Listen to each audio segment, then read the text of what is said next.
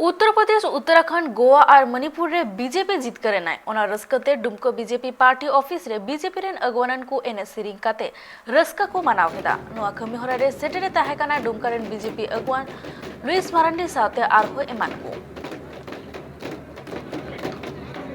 Bharatiya Janata party के लिए पूरे देश भर में आज बहुत ही खुशी का माहौल है। जैसे सामने होली है और होली के पहले ही होली के रंग में देशवासी बिल्कुल रंग गए हैं। अभी इन 4 राज्यों में भारतीय जनता पार्टी सरकार बना रही है और इस सरकार बनाने के पीछे अगर हम जाएंगे तो देश के 4 राज्यों में लोगों ने सुशासन को पसंद किया है। हम उत्तर प्रदेश में 10 दिन रह के आ रहे हैं और जिस स्तर से वहाँ पर काम हुआ है, सरकार जैसे काम किया है, तो लोग सुशासन को पसंद किए हैं। चुनाव है, चुनाव में वैसे ही चीजें आती हैं। एक टीम हारती है, एक टीम जीतती है।